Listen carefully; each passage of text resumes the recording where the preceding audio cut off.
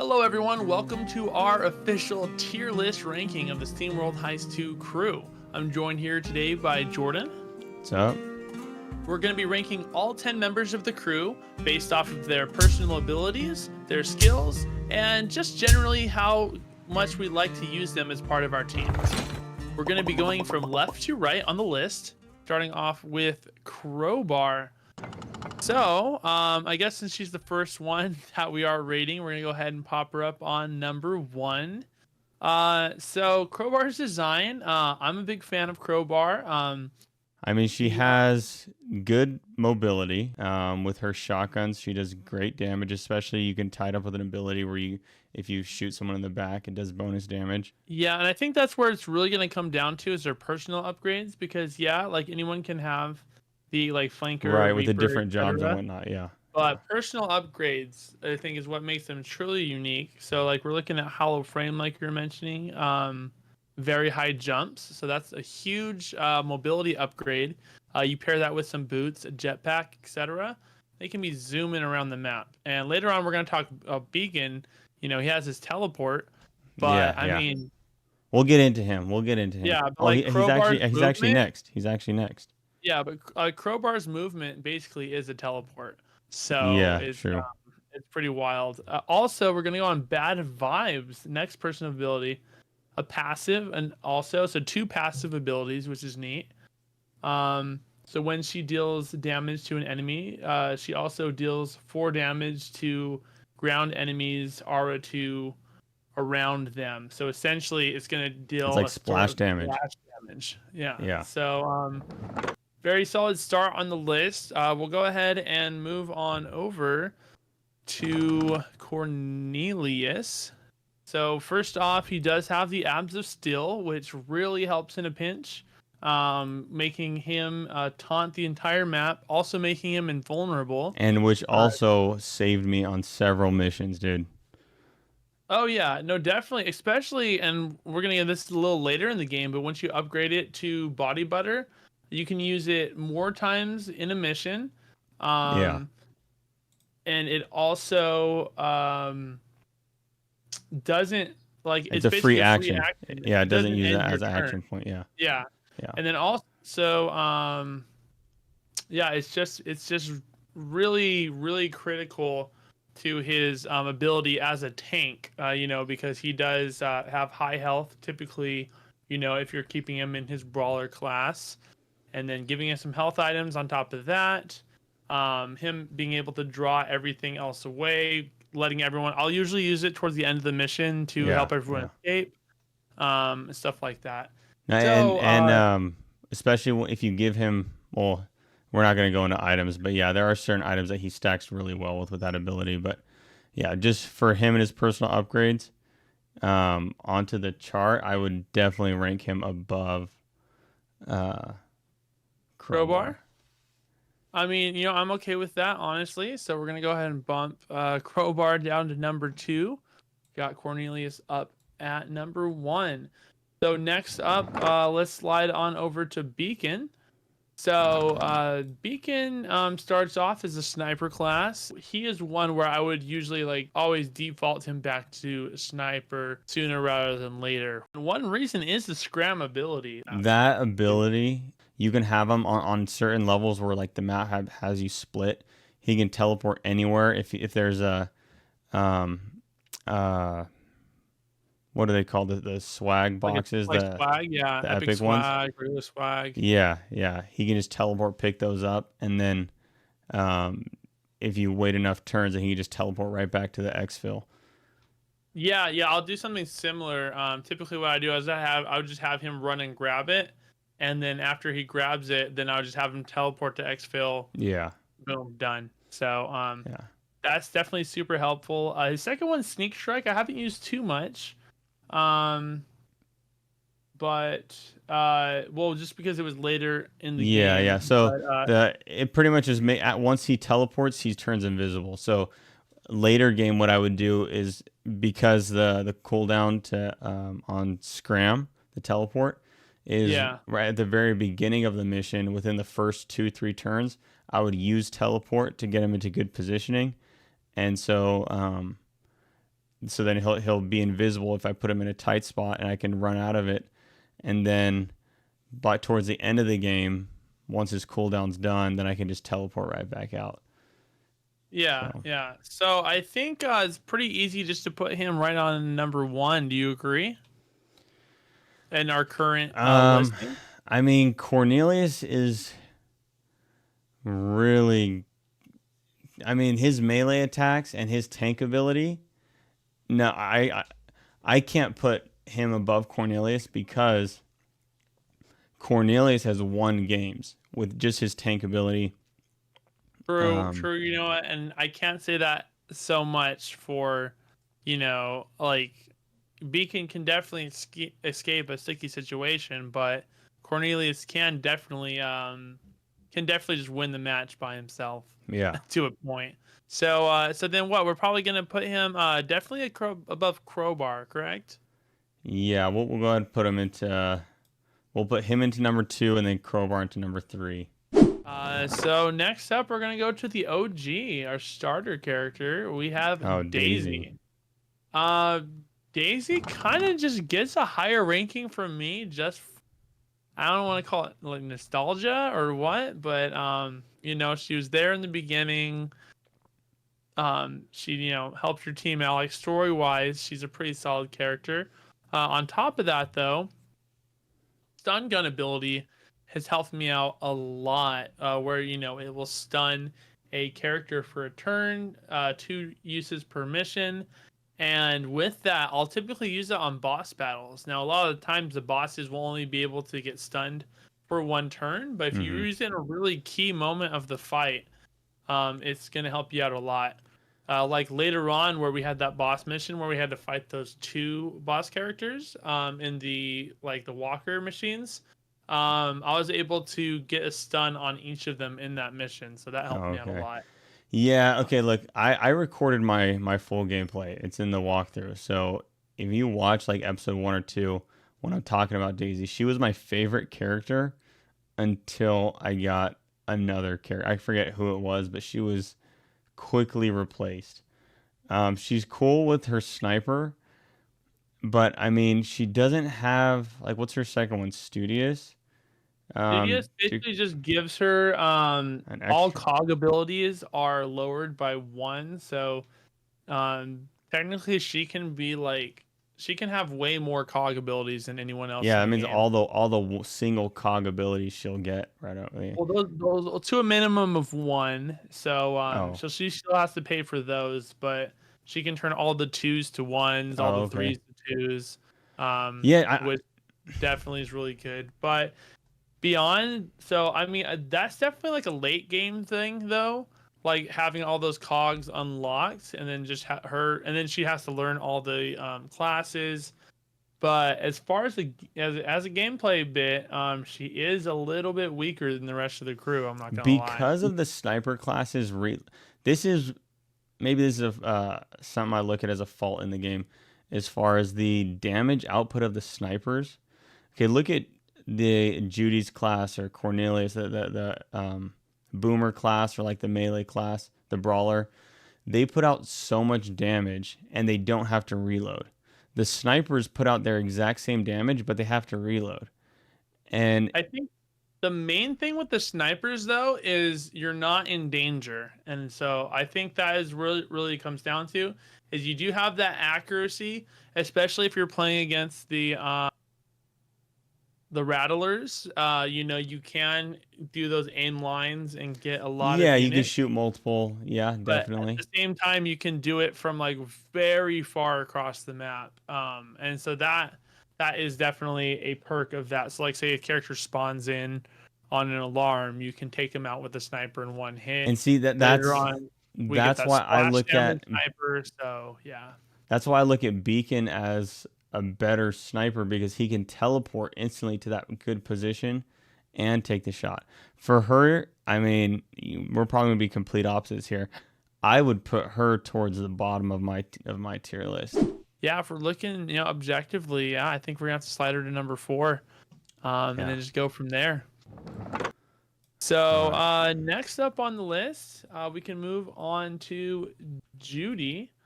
So Okay, yeah, I Judy, can talk about Judy, dude. Judy, I got her very late game. And now that's where you messed up. And that is a big reason why she is like a lot lower on my personal list, just because I don't really know her too well. Let's see, her abilities, harsh language. I'll go over them, then you can kind of speak to them a bit better. So harsh language will do 3 explosive damage. So it's basically direct. It's basically just like an extra attack to to an enemy character. And it ignores the armor. And then is that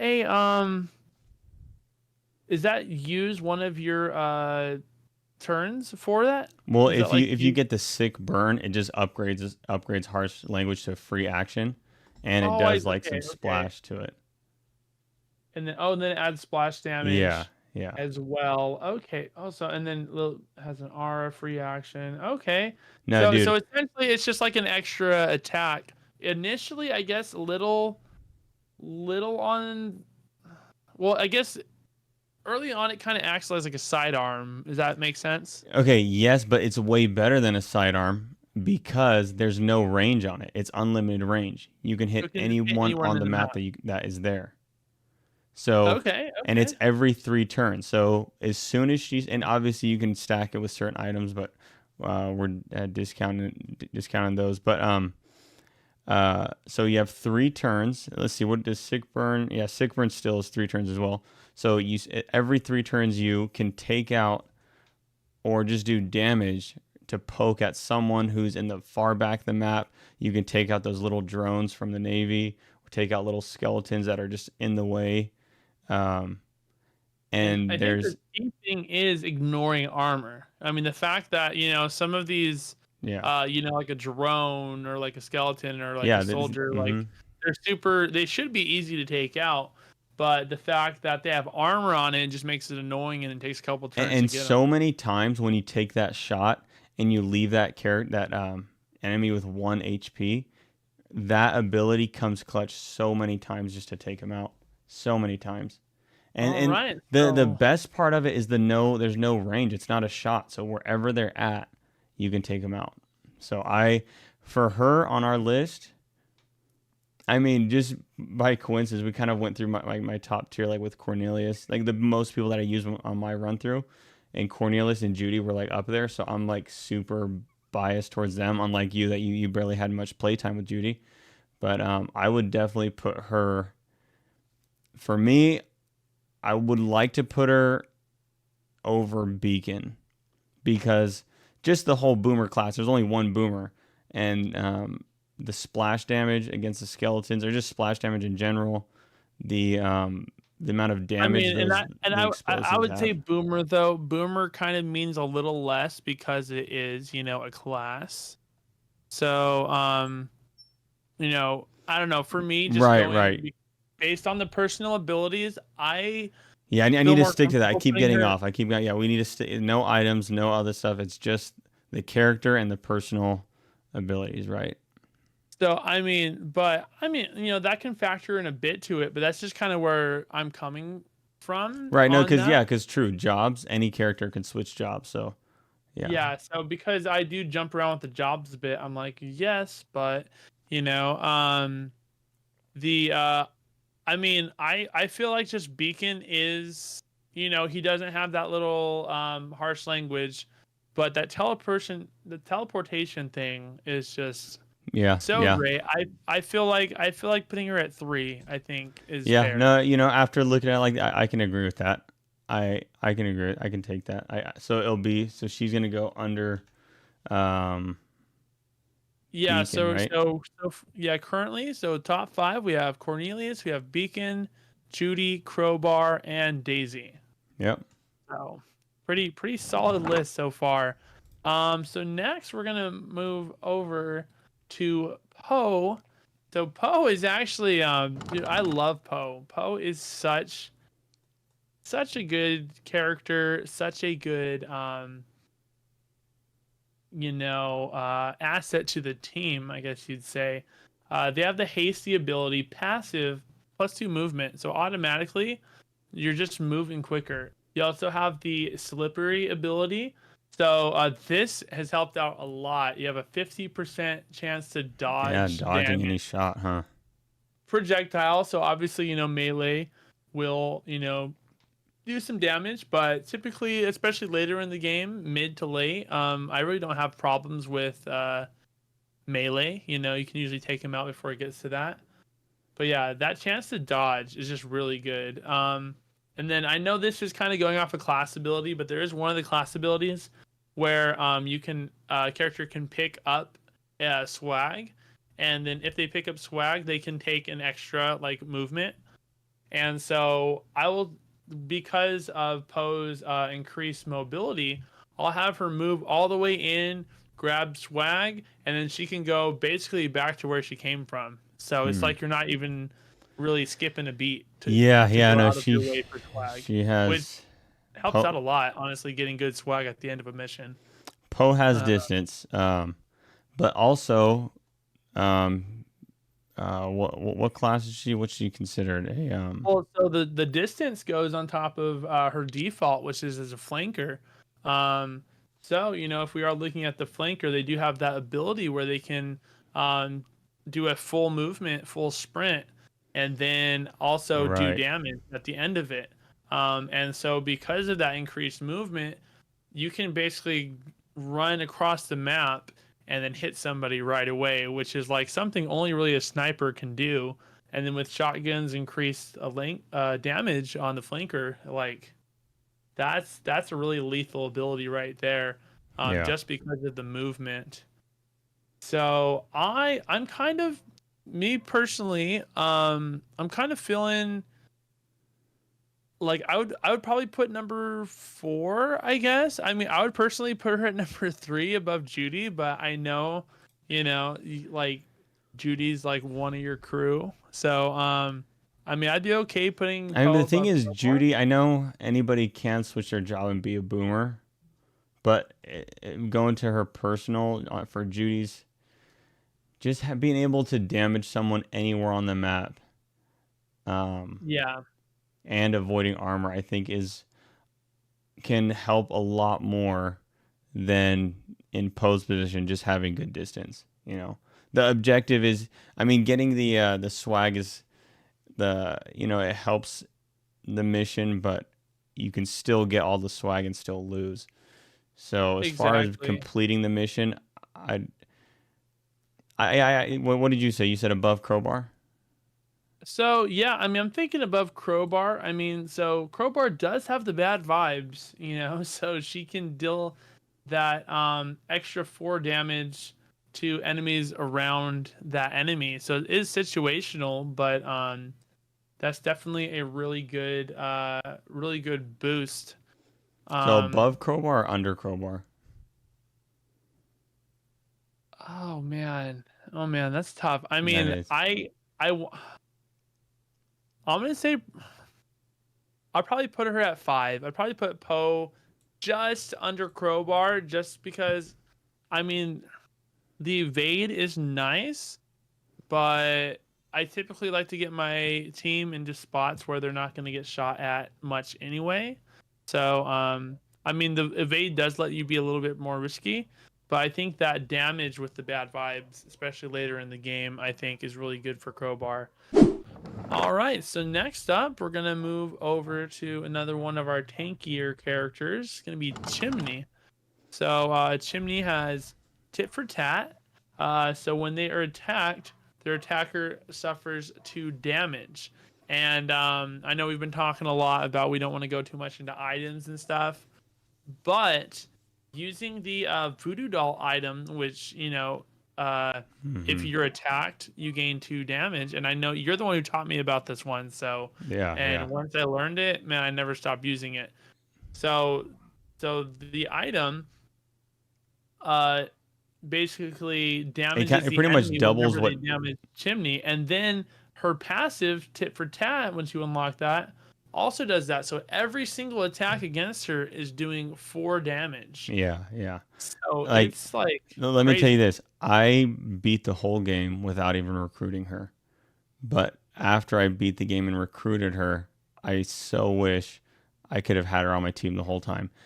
she has very little gameplay time with me, but instantly she's probably one of my favorite characters because of that ability, and then her double down ability. What is it? You hit twice. Your attacks hit for twice. Oh That's yeah, that's pretty much double damage. That's pretty much times 2 damage. it really is. It really is. So Like yeah, like that so that's so much damage output. That's whatever Cornelius can do, the other brawler, but having the ability to attack twice in one turn. yeah, just as a default, is just it's good. It's good. I mean, like honestly, like if you haven't played the game yet or you're very early on, you're watching this, like pick up Chimney as soon as possible. Yeah. They're such a good asset to the team. Um, so where are you thinking about Yeah. putting Chimney as far as I mean, tier one? I'd put her at the top as far as, especially since um, right now we have Cornelius at the top. For brawlers, Chimney is definitely better than Cornelius. Cornelius has that abs ability, but when it comes to completing a mission, Chimney adds a lot more value to the team. I Yeah, want to no, put her I up mean top. that's exactly what I was thinking. So we're gonna slide everyone down a little bit. Cool, and then number one for Chimney. I mean, yeah, I when looking at the how we had them set up, I was like, I know Chimney's gonna move up there. Yeah, yeah. So So definitely now happy we have about that. Chimney. Honestly, I don't see her moving from number one. As Yeah, much as it's I like going to be a everybody tough else. one, especially seeing who we have next. So we have Chimney, Cornelius, Beacon, Judy, Crowbar, Poe, and Daisy. Yeah, yeah. And then popping up our next one, we have Sola. So Sola, our deep sea diver. And one thing I love about Sola is that Eldritch Beam ability. She's really only good against the skeletons. Like, look at her other ability, Secret of the Deep. Yeah, we should mention though that it is a piercing projectile. So it's not just it actually will pierce anyone, not just the Yeah, it skeleton. passes It'll through, even huh? work against the navy. So it can really wreck house. Like if you Yeah, line it up if right, you line up the shot, take yeah, out the very navy big time. situational. Very situational. Yeah, but if you aim, it's like with a sniper. If you aim it right, it's amazing. Yeah. But so yeah, going with that, I mean, what are you thinking for Sola? For her, I mean, I'd have to put her. I mean, Crowbar is good for mobility. I would say probably for me, I'd say under Crowbar Under or Crowbar even above under Poe? Poe. Like I'm not. Sola's not screaming like you need Sola to win. Uh, I don't know. I just don't see nothing crazy coming out of these two Yeah, abilities. no, I mean, that I is can the even drop her thing. under Daisy. I'm putting her on the lower end. Uh, but what do Yeah, you think? I mean, let me check again with Daisy. Yeah, I mean, I think Daisy in the long run kind of has more potential, Hmm. just because of that cog ability. So she can really max out what she can get. Um, the stun gun though is very limited. It's very situational. Um, but 10 turns for a cooldown is like Yeah, that's that is a lot, especially on like most levels in this game or alarm levels where people are coming in periodically. So hmm you're going to use it on a few enemies. So like, what are you going to do? Wait until enough enemies come in to hit. So yeah, yeah. yeah. So while it is an ability, I've actually it's helped me out in several times. But if I have to just think of the overall character abilities, I'd probably put Solo probably at our current number 8 right now, Okay, yeah. I'm cool right with below that. Daisy. Okay. So, moving on down the list, we have our guy Tristan. Tristan. Tristan, literally the last guy I picked up. Funnily enough, though, I mean, I think it maybe second to last. I'm not sure, but Tristan actually didn't pop up in my pool of characters Hmm. for quite a bit.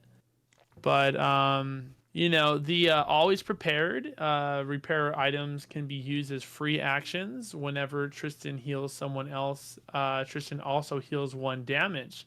So if you're using Tristan as your healer, you can go around doing heals. Yeah, for free. And also, using the engineer, he also gets healing abilities with that as well.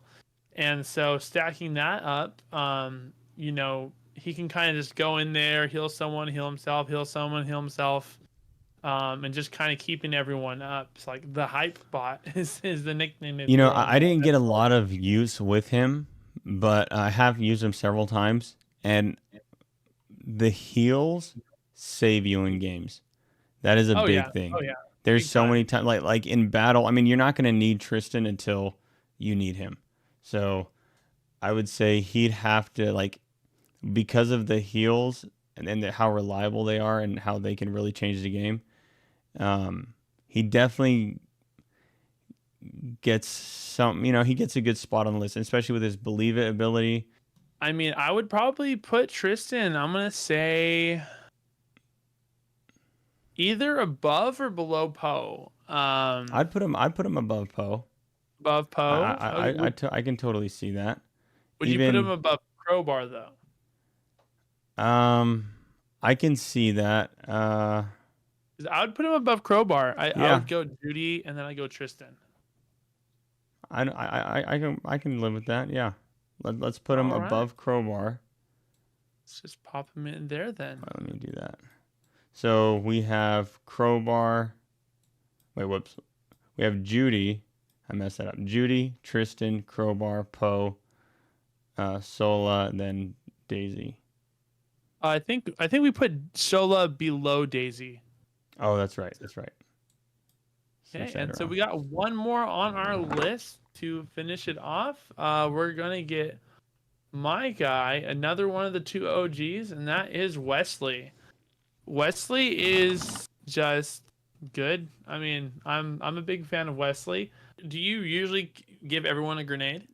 Everybody needs a grenade because that extra Okay. hit with that splash is so good.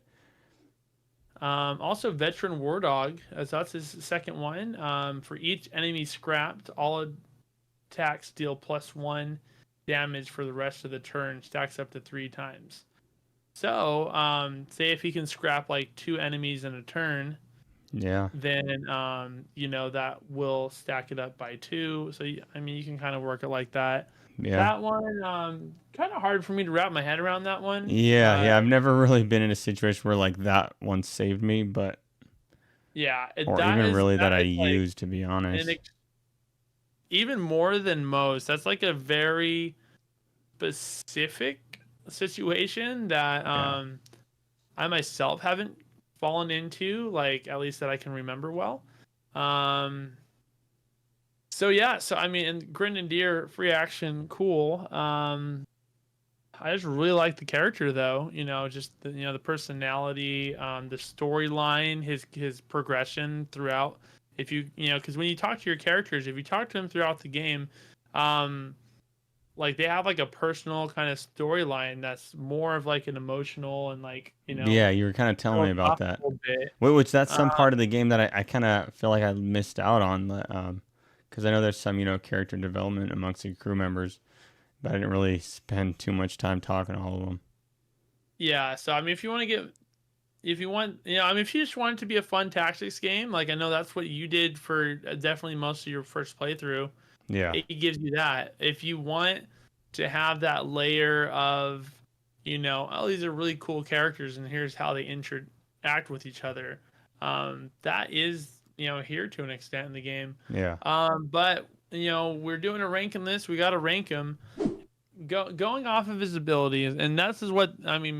Mainly this list is their abilities. I mean, I did want to go more into their character, but when it really comes down to it, abilities is what matters. And I'm looking at number either 9 or 10. Oh, on the lower end. Okay, I was going above Poe. I was gonna put him probably at 7. Okay, so what puts him above Poe, would you say? Because Poe, let me scroll over to Poe. What did Poe have? Poe's pretty much just mobility. And Beacon, for a mission for teleporting, Beacon kind of covers that. And then you kind of have to travel to the mission itself to destroy all the mob anyway. Why not have Beacon and Poe? What I'm saying is, like, versus if you're picking Poe or you're picking Wesley. I'd pick Wesley. And is that based off of abilities or just because we love Wesley? It's because of his ability to shoot twice after kill shot. But I know that's the Reaper skill. That's not a that's just the Reaper. But yeah, but we're not judging that. You're right. Let me regain focus. I mean that bias is fair. I would feel you wrong. You know what? Hold on. Let me look at this because I would feel okay putting him at number 8. Yeah. I'm fine with that. If we do want to bump him up, I mean, personally, I would put him at probably 9 or 10. I mean, possibly at number 9. What are you thinking? Below Daisy, and above Sola. Below Daisy, yeah. I mean, I'm fine with that. I'm number 9. You're fine with that? Okay. Yeah, because you're right. Just to throw him a bone here, because I mean, Sola's main thing is that their ability takes forever to recharge, which is a really good ability, but he does have that free action grenades, which is I can see it. Yeah, so number 9. All right.